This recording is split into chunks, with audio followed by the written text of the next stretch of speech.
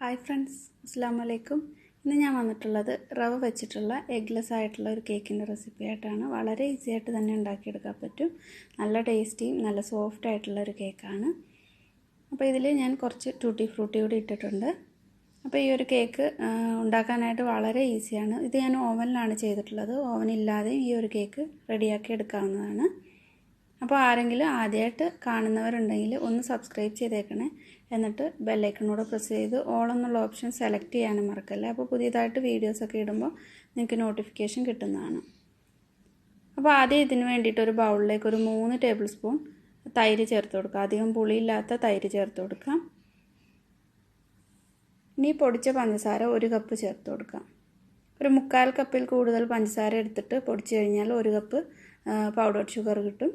ഇതിലേക്ക് vanilla essence വേണമെങ്കിൽ ചേർക്കാം. ഞാനിപ്പോൾ വാനില എസൻസ് അല്ല, പൗഡറാണ് ചേർക്കുന്നത്. വാനില പൗഡർ ചേർത്തിട്ടുണ്ട്. അതുപോലെ 1/3 കപ്പ് വെജിറ്റബിൾ ഓയിൽ ചേർത്തിട്ടുണ്ട്. അതായത് ഒരു കപ്പിൽ നിന്നും 1/3 ഭാഗം. എന്നിട്ട് എല്ലാം കൂടെ നന്നായിട്ട് ഒന്ന് മിക്സ് ചെയ്തെടുക്കാം.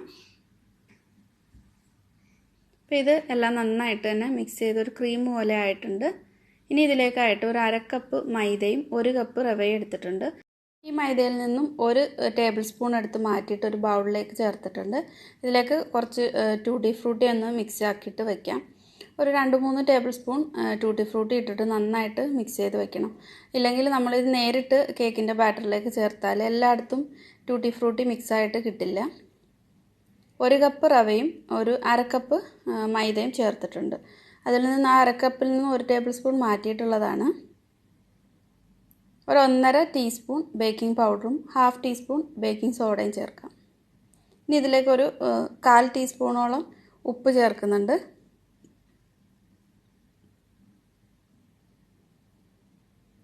ഇതിലേക്ക് ആവശ്യത്തിന് പാലൊഴിച്ചിട്ട് നന്നായിട്ട് മിക്സ് ചെയ്തെടുക്കണം. അപ്പോൾ ഒരു 1/2 കപ്പ് പാല് മാത്രമേ ഞാനിപ്പോൾ ഇതിലേക്ക് ചേർക്കുന്നുള്ളൂ. പിന്നെ നമ്മളെടുക്കുന്ന റവയുടെ ഇതനുസരിച്ചിട്ട് ചിലപ്പോൾ പാലിൽ വ്യത്യാസം വരും. അത് നോക്കിയിട്ട് മാത്രം ചേർത്ത് കൊടുത്താൽ മതി. ഇതിനെ അടച്ചിട്ട് ഒരു 5-10 മിനിറ്റ് മാറ്റി വയ്ക്കാം. ഇപ്പോൾ ഒരു 5 മിനിറ്റ് കഴിഞ്ഞിട്ടുണ്ട്. ഈ റവയൊക്കെ നന്നായിട്ട് ഈ പാലൊക്കെ അബ്സോർബ് ചെയ്തിട്ട് ഒന്ന് കുതിർന്ന് വന്നിട്ടുണ്ട്. അപ്പോൾ ഇത് കറക്റ്റായിട്ടുള്ളൊരു പാകമാണ്. ഇതിലേക്ക് ഇനി പാല് ചേർക്കേണ്ട ആവശ്യമില്ല. ടൂട്ടി ഫ്രൂട്ടി മിക്സ് ചെയ്ത് വെച്ചിട്ടുള്ളത് ചേർത്ത് കൊടുക്കാം. ടൂട്ടി ഫ്രൂട്ടിയൊക്കെ ചേർത്തിട്ട് ഇത് ഒരുപാട് ഇട്ടങ്ങ് മിക്സ് ചെയ്യരുത്. നമ്മളിതിൽ മുട്ടയൊന്നും ചേർക്കാത്തൊരു കേക്കാണ്. അപ്പോൾ കേക്ക് നല്ല സോഫ്റ്റായിട്ട് കിട്ടണമെങ്കിൽ ഒരുപാടിട്ട് മിക്സ് ചെയ്യാതിരിക്കണം. അപ്പോൾ ഈ ഒരു പാകത്തിന് മതി. ഇതിലേക്ക് ഇനി പാല് ചേർക്കേണ്ട ആവശ്യമില്ല. ഒരു 1/2 കപ്പ് പാല് മാത്രമേ ഞാൻ ചേർത്തിട്ടുള്ളൂ. പിന്നെ നമ്മൾ എടുക്കുന്ന റവ അനുസരിച്ചിട്ട് ചിലപ്പോൾ വ്യത്യാസം വരും. അത് നോക്കിയിട്ട് മാത്രം ചേർത്ത് കൊടുത്താൽ മതി. ഇത് ബേക്ക് ചെയ്യാൻ വേണ്ടിയിട്ട് ഞാനൊരു 6 ഇഞ്ചിൻ്റെ കേക്ക് ടിന്നാണ് എടുക്കുന്നത്. ഒരു അലുമിനിയത്തിൻ്റെ ടിൻ എടുത്തിട്ടുണ്ട്. നിങ്ങളുടെ അടുത്തിപ്പോൾ അലുമിനിയം ടിന്നില്ലെങ്കിലും കുഴപ്പമില്ല. സ്റ്റീലിൻ്റെ പാത്രത്തിൽ വേണമെങ്കിലും ഇത് ഓവൻ ഇല്ലാതെ ബേക്ക് ചെയ്തെടുക്കാം.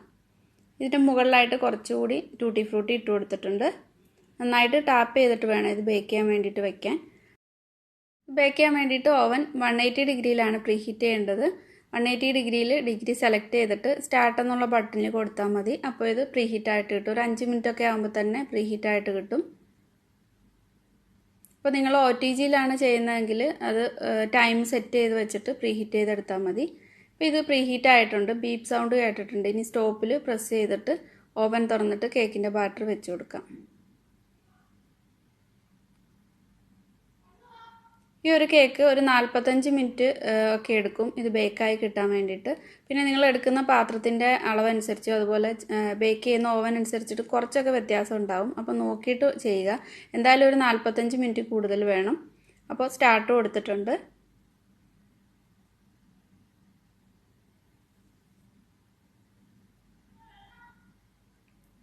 ഇപ്പോൾ കേക്ക് ബേക്കായിട്ടുണ്ട്. നന്നായിട്ട് തന്നെ പൊങ്ങി വന്നിട്ടുണ്ട്. ഇനി തണുക്കാനായിട്ട് മാറ്റി വയ്ക്കാം. നല്ല സോഫ്റ്റ് ആയിട്ടുള്ളൊരു കേക്കാണ്. സ്ക്യൂവർ കൊണ്ട് ചെക്ക് ചെയ്തപ്പോൾ നല്ല ക്ലീൻ ആയിട്ടാണ് സ്ക്യൂവർ വന്നിട്ടുള്ളത്. ഇതിൽ നിന്ന് ഈ ബട്ടർ പേപ്പറൊക്കെ എടുത്ത് മാറ്റാം.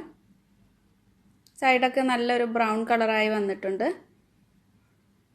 ഈ കേക്ക് ഒരുവിധം ഒന്ന് തണുത്തിട്ടുണ്ട്. കുറച്ച് ടൂട്ടി ഫ്രൂട്ടിയൊക്കെ സൈഡിൽ ഇട്ട് കൊടുത്തിട്ടുണ്ട് ഒരു ഭംഗിക്കായിട്ട്.